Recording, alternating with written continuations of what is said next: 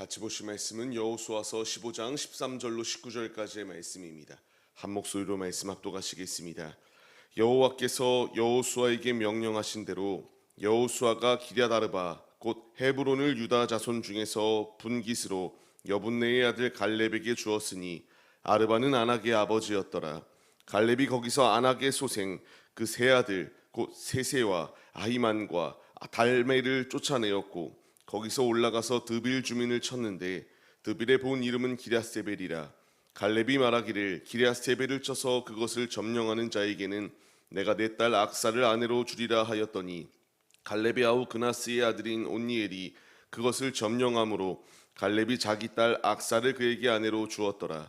악사가 출가할 때에 그에게 청하여 자기 아버지에게 밭을 구하자 하고 나귀에서 내리매 갈렙이 그에게 묻되 내가 무엇을 원하느냐 하니 이르되 내게 복을 주소서. 아버지께서 나를 네겝 땅으로 보내시오니 샘물도 내게 주소서 하매 갈렙이 윗샘과 아랫샘을 그에게 주었더라. 아멘. 할렐루야. 오늘도 예배의 자리 가운데 모이신 성도님들 주님의 이름으로 환영하고 축복합니다.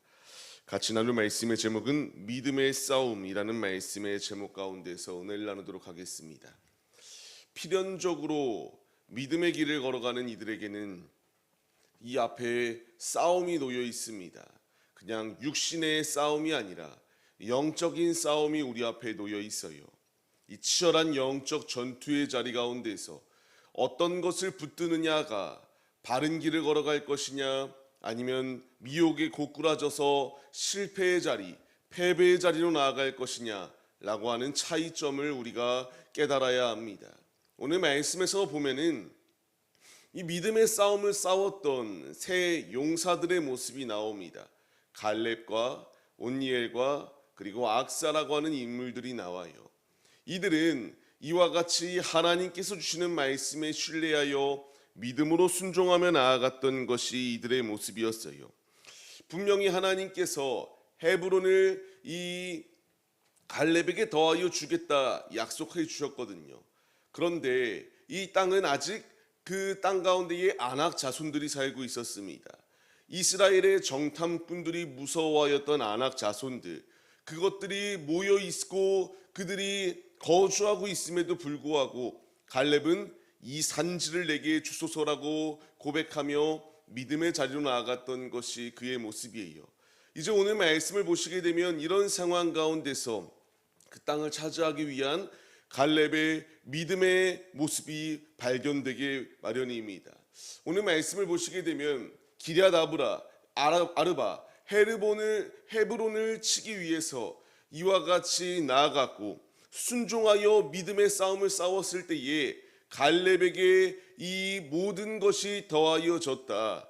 그 앞을 가로막았던 아낙의 이 아들들이 이와 같이 쫓아내었고 그 자리를 차지할 수 있었던 놀라운 은혜가 임하였다라는 것을 말씀해 주세요. 우리가 이 말씀에서 얻어야 될 분명한 교훈이 있습니다. 우리가 걸어가는 이 길은 결코 순탄하고 평탄한 길만 놓여 있지 않다라는 것을 우리에게 보여주세요. 이 노인이었던 갈렙이 그 앞을 가로막는 대적과 싸움을 행했던 것처럼 우리 역시 정복해야 될 이런 죄성 가득한 모습들이 우리 가운데 분명히 존재하기 마련입니다. 하나님이 알아서 해줄 거니 가만히 있어도 되겠지가 아니라 하나님께서 약속을 더하여 주실 때에 갈렙은 소원하며 믿음의 자리로 앞장서서 나아가 그 땅을 차지하였던 믿음의 모습을 우리가 본받아야 합니다.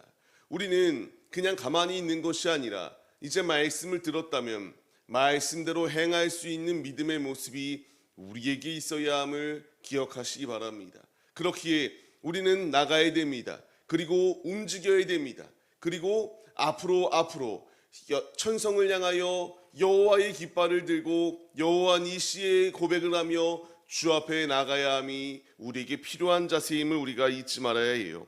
하나님이 우리에게 주신 모든 것들은 그냥 평탄하게 주시기 위한 것이 아니라 믿음의 싸움을 싸워 쟁취할 수 있도록 믿음의 길을 걸어갈 수 있도록 이끄시는 주님의 역사하심이 예비되어져 있어요.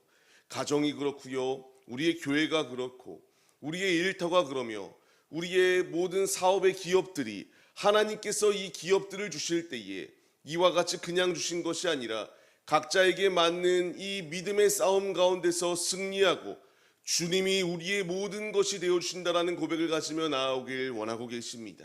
말씀을 받는 성도님들, 이 놀라운 은혜를 우리가 입었다, 힘입었다, 기업을 우리에게 더하여 주셨다, 각자에게 맞는 분깃을 더하여 주시고 그 삶의 자리 가운데 우리를 파송하셨다.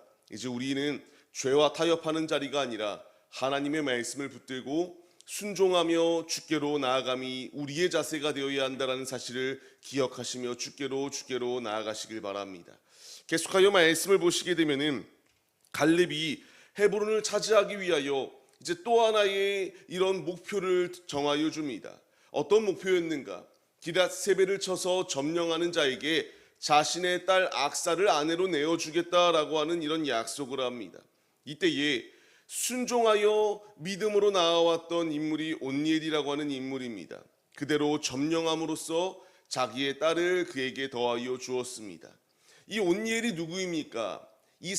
이스라엘의 첫 번째 사사입니다. 사사기서의 처음을 보게 되면 이 온니엘이 첫 사사로서의 사명을 감당하였던 것을 볼 수 있어요.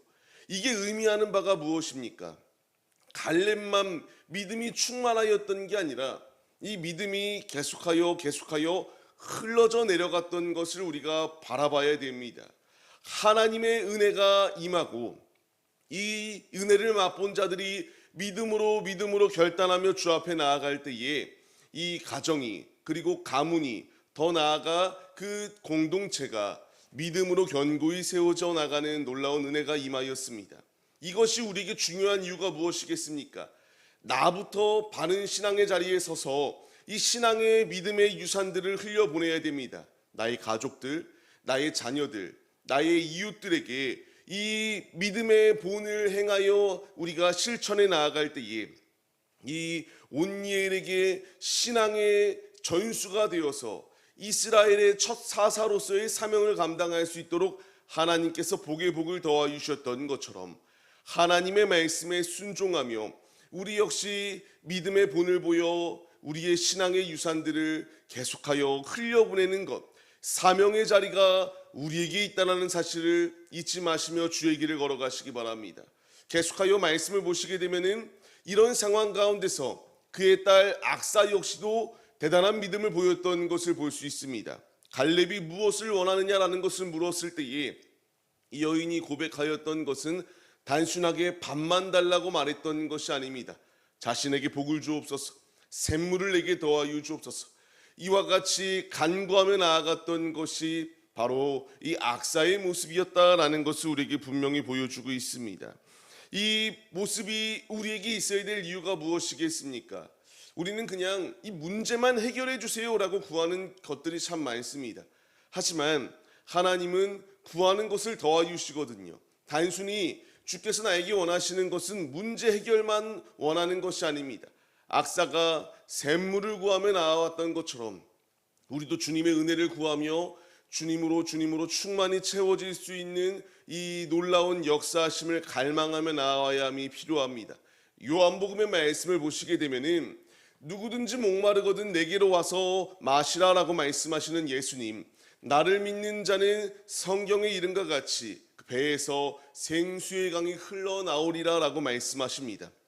분명한 것은 우리가 이와 같이 갈망하며 주님의 은혜를 구하며 나아갈 때에 주께서 우리에게 더하여 주신다라는 것을 기억해야 됩니다.